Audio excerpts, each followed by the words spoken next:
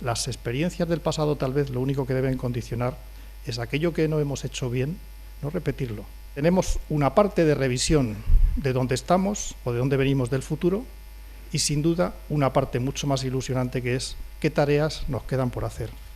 Si nosotros a final de 2009 aplicáramos una medición anglosajona, lo que llaman el mark to market, a los activos en poder del sistema financiero, pues el sistema financiero estaría quebrado.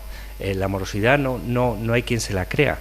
Las tasas de morosidad son tasas de morosidad que se negocian para que el Banco de España acepte pues que bueno, que vamos a digerir todo lo que ha pasado de manera japonesa en el tiempo y a no dar más sobresaltos de los que estamos dando, porque si eso pasara se produciría un colapso en el sistema financiero que nos llevaría todavía a una situación de más deterioro. Hasta hace muy poco y hasta que se ha instalado la crisis entre nosotros, yo tenía verdaderos problemas y los sigo teniendo en algún caso para hablar con alguien de qué es lo que ocurre en una situación de este estilo, porque está mal visto, porque no quieres que tu vecino o que tus empleados se enteren de que te está pasando algo, cuando en realidad te va a pasar. O sea, hay cosas que luego son inexorables, ¿no? Hay que tener mucho cuidado con los bancos o con las entidades financieras que lo que tratan de hacer es marcharse inmediatamente y que además te pinchan para que les pagues, porque hay muchas técnicas para hacerte esto y que les pagues, porque ese dinero, como digo,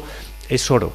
Y yo lo único realmente importante que quiero decir ahora es que todo el dinero que ustedes tengan en la caja, si tienen que enfrentarse a una situación un poco delicada, no se lo gasten, no paguen a un banco. No sé si hay bancos aquí, lo siento mucho, pero si hay entidades financieras, lo último que hay que hacer de verdad, cuidado, los casos hay que analizarlos uno por uno, ¿no? Pero en una situación de crisis no es recomendable utilizar el dinero para renovar. Sí que hay algún banco, por alguna cara que veo, sí que hay algún banco. En fin, al final de lo que se trataría es de saber con este proceso, y una vez que yo entiendo cuál es mi situación a corto plazo, es la de entender si tengo derecho a existir en mi formato actual, es decir, si tengo algo que los consultores llaman la ventaja competitiva mantenible, es decir, si en una estructura con una organización lo suficientemente adecuada y potente, pues yo puedo demostrar a mis acreedores que yo solo y con la organización que tengo voy a producir un retorno a su inversión más rápido que el que produciría en manos de un tercero o liquidándome, ¿no? Una vez pasada la primera patada para adelante, que es donde estamos ahora mismo, y una vez que las entidades financieras tomen aire y vuelvan a recapacitar sobre la situación de los clientes, entraremos en el intento de forzar, lo cual es bastante lógico, la reorganización de determinados sectores productivos. Yo creo que hay sectores que van a desaparecer en cuanto al tamaño y que van a verse reducidos de manera muy relevante, y otros en los que las propias entidades van a impulsar determinadas concentraciones para provocar supervivencia, ¿no? Lo más valioso es la tesorería que tengo, y después de eso lo que es muy valioso también es todos los activos libres que yo tenga disponibles, porque con eso yo voy a dar garantía, y si estoy pidiendo plazo, pues al final lo que tengo es que repartir de manera ecuánime la garantía que yo vaya a dar a las entidades financieras, ¿no? Que lo primero que hay que hacer, en la medida de lo posible, es no impagar ni a los empleados ni a los proveedores. Si yo he pasado la barrera de tener que impagar a la Seguridad Social y Hacienda, pues lo que tengo que tratar es de aplazarlo de tal manera que no impague, porque eso sí que me pone en evidencia a efectos concursales, si dejo de pagar a Hacienda o a la Seguridad Social. Luego tengo que pagar al personal, porque si no tengo un lío, y también me pongo en una cierta evidencia concursal. Y lo que tengo es que pagar a mis proveedores. Mis proveedores, si no cobran, tienen su nómina y tienen que pagar.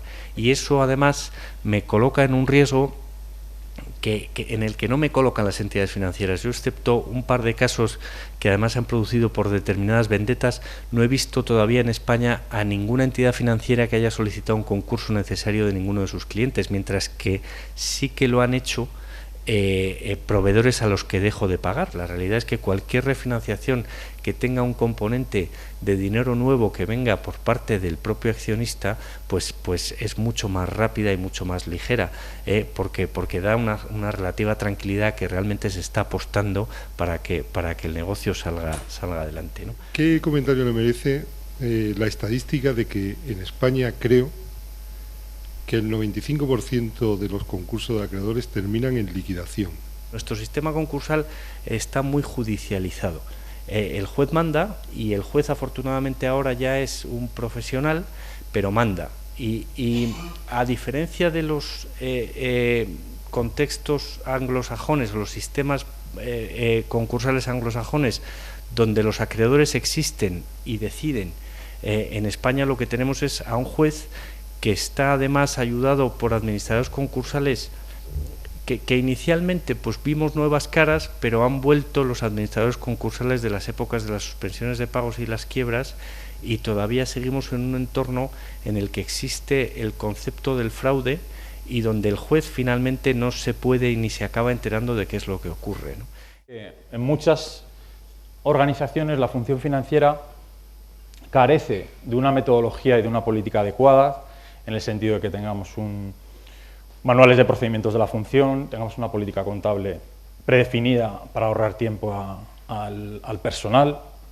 Estamos viendo un escenario con caídas de márgenes, con caídas de precios, pérdida de clientela, dificultades con los bancos, como comentaba Enrique, covenants que cumplir con las entidades.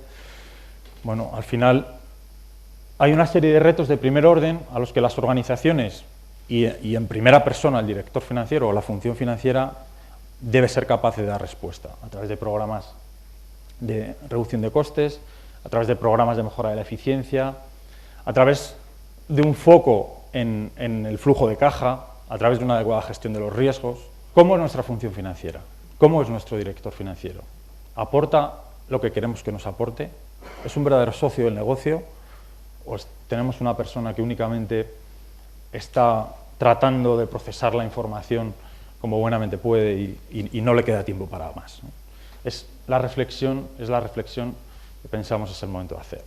Muchas compañías han hecho ya un diagnóstico de su función financiera. ¿Para qué? Bueno, pues para saber exactamente dónde estoy, para poder diseñar un plan de acción, una hoja de ruta para poder mejorarlo y para poder compararme también respecto de las mejores prácticas que hay sobre esto en el mercado, ¿no? Focalizarnos en el negocio, no tener que estar preocupados por otras cosas. Tengamos un control interno robusto que soporte el cumplimiento de los objetivos del negocio. Otra posibilidad que están realizando muchos grupos es la reestructuración societaria. Al final, el tener el número de sociedades jurídicas que hay que tener, digamos, es el mínimo que necesitamos. Hay muchas veces que a lo mejor por razones puramente fiscales, puramente de iniciativas que se tuvieron hace años y no resultaron, por multitud de razones, muchas veces nos encontramos con perímetros de consolidación en los que no tienen realmente una alineación con lo que es la gestión, con lo que es la información de gestión, con lo que es el grupo en sí mismo, ¿no? Entonces, el conseguir que eso esté alineado, además, lo primero que me va a suponer es reducción de costes, porque si tengo menos sociedades jurídicas, voy a tener menos contabilidades que llevar, voy a tener menos impuestos que presentar, ¿vale? Al final es una reducción de costes administrativos, ¿no?